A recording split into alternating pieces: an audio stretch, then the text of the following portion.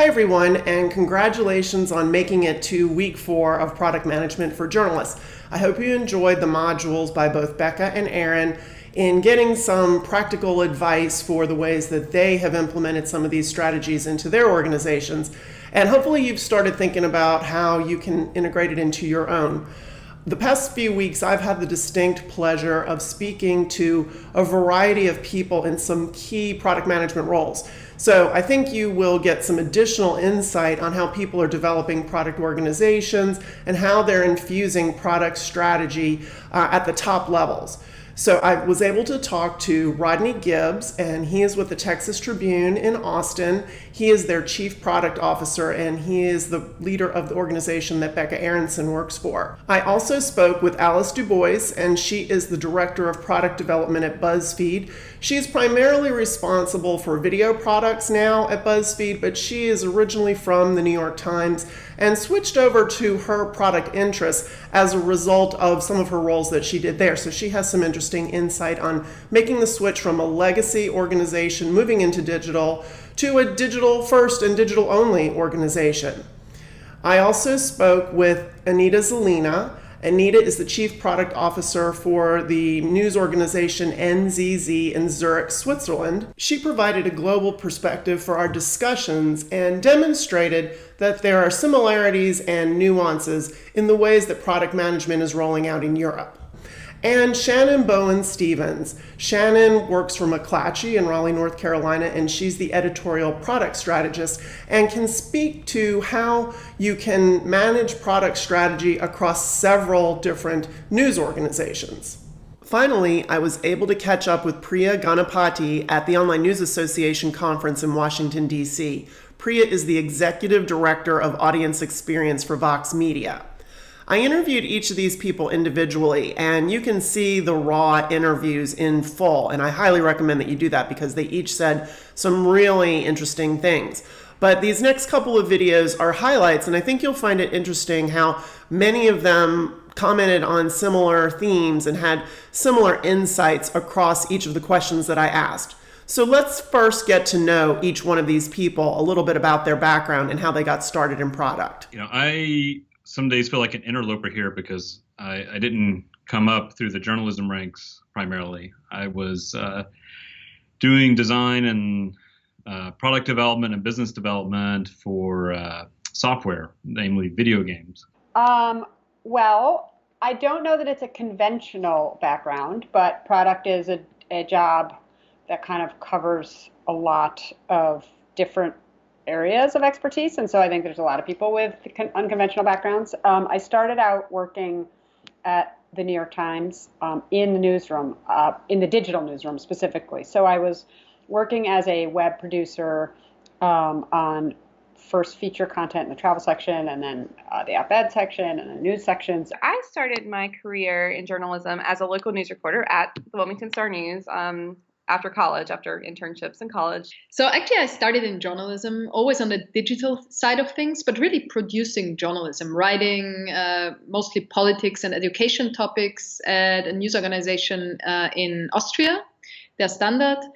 So I started my career as a journalist, a reporter, a technology reporter, but I studied electrical engineering in school for my undergraduate degree. I fell in love with journalism during an internship and started writing and reporting, and then later on got a master's in journalism. Another partner and I started a mobile apps company where we did games for news, and that's how I came to know the Tribune, as they were a customer of ours.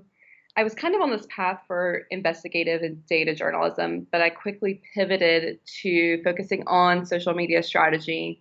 As I've been doing that for a long time, we had this content management system that everyone sort of hated. Role before this one was still on the editorial side, but it already had like 70 or so percent were productish in a way, but it was still called editor-in-chief. So I said to my bosses that I felt like it was a little bit demoralizing for the people who worked with these tools to never feel like they were getting any better. They weren't very good and they were never going to get better. And it's one of those situations where then your boss is like, well, why don't you do that job?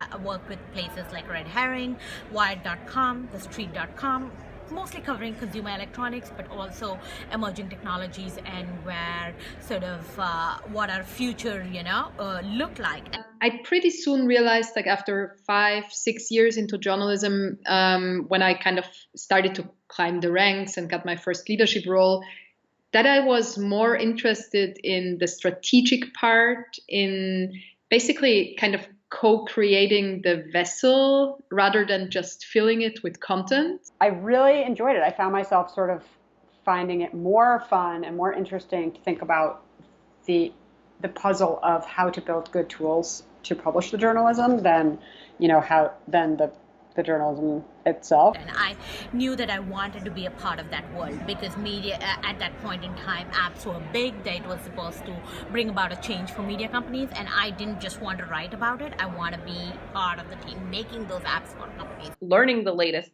technology skills, it was just something that I was really interested in. And I think anyone in this role really has to have not only a deep knowledge, but really just a desire to know the latest media trends, the latest tech trends, be excited, when the Apple keynote comes on. I had a lot of fun figuring out the path of how to develop products, how to, iterate on strategy, how to figure out how we deal with social, with distributed content, with apps, with newsletters. A friend sort of sent me an email with a listing, this is a job at BuzzFeed to, work on their internal publishing tools. It's perfect for you. BuzzFeed is a super interesting company. Jonah Preddy is the smartest guy in media. You should do it. It would be so fun. You'd have a great time.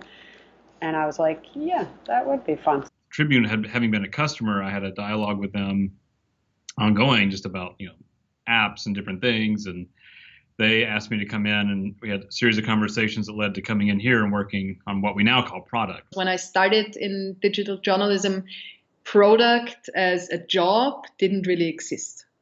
So that kind of really led me into being on the product team at McClatchy. So I'm the editorial product strategist here at our corporate level, but work with all of our 30 news organizations. I built skills along in that role that helped me transition to becoming a product manager at the Journal, handling all of their mobile apps. From there, I moved to Quartz as part of a 2-person product team, and then came to Vox Media. In my next question, I wanted to find out what their general responsibilities were for product in their organization.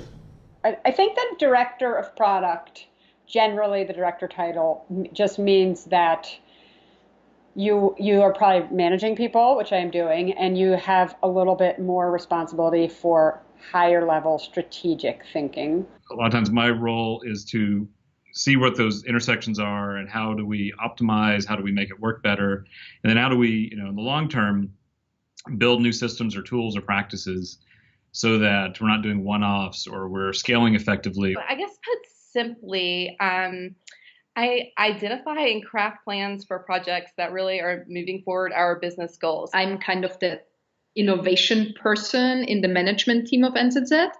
So I'm the one kind of assessing opportunities in the market. I'm the one constantly bringing, trends. What I do is head audience product for them across all platforms, which means our websites, newsletters, search, social, anywhere where we think our audience is going to interact with our products.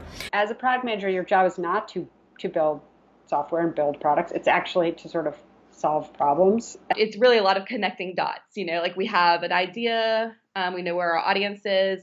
We think of a way that we can best serve them, and then we need to think through what's the revenue strategy, what's the editorial strategy. On a day-to-day basis, that can be a lot of things. It can be making sure our existing article pages, our home pages, our mobile experience is better, stronger, figuring out what the article page format should be. Traditionally, it's always been image, headline, and a lot of body text. How can we reinvent it for the digital age? I kind of describe it like it's as though my grandparents speak a language and I don't actually speak. I couldn't sit down and write an essay in that language, but when I hear people speaking, I kind of know what they're talking about. I think the product people have to have a bit of fluency in multiple languages, so to speak. So, they don't have to be fluent in every language, but they have to be able to kind of go to another country and order off the menu and kind of get what they're expecting. It can be thinking about new products like voice skills or Slack apps. What can we do around that? It can be a lot of sort of work around figuring out how does our content go to a number of external platforms, whether it's Apple News, Flipboard, Facebook, Google AMP. How do we make sure that we kind of are available to the widest possible audience there? My next question had to do with what they felt were the unique aspects of product management as it relates to journalism and news media organizations. The big challenge we have, and I don't think it's unique to us, is that the speed of news goes at a breakneck pace. And also, I think one of journalism newsrooms' strongest assets is the fact that, and I admire this a lot in our journalists and our editors in particular, is like that really good at making fast, smart decisions. I guess one issue that really jumps out at me is deadlines. Like these timeframes that you're working on, they are really tight. The product people, in some ways are the opposite. Not that they're slow in plotting, but they want to be deliberate. They want to be thoughtful. They want to weigh all the options and still move briskly, but not irresponsibly or. And so we're constantly trying to find what's that right balance. Journalism is different. I mean, the reason I at least am working for a media company is because I care about media. It's not just text and images on a page, which is what it is for if you're not thinking about it from a media perspective. You're probably thinking it's just content, all content, but it's not. So for if you work in a media company, you passionately care about informing your audience. In traditional media organizations, there are people who are on different sides of the historic wall of between news and revenue, and sometimes you have to bring them together and help translate to each other. It's a lot of translating. It's a lot of translating development talk to editorial talk too. We certainly have checkpoints along the way, even if it seems like a purely technical thing, with editorial people. And we've tried different ways, and often what we end up doing is have kind of a delegate. Audience development and product go hand in hand, and they're both central to not only in the newsroom, but to the whole organization. These roles are uniquely positioned to be at that intersection, to be able to translate to different departments, to understand the revenue picture just as much as the editorial picture. So it's kind of three separate worlds, and each one of those worlds on their own cannot build good products that are successful for the user. So I think one of our biggest learnings is, even if it kind of means learning to speak each other's language, even if it means that you in the beginning struggle to kind of get to a mode that works for all, the secret of good product development and good product management is that you have interdisciplinary teams that work together, and that kind of everyone puts in her strengths or his strengths, and together it's more than just the sum of the capabilities of one part of the team.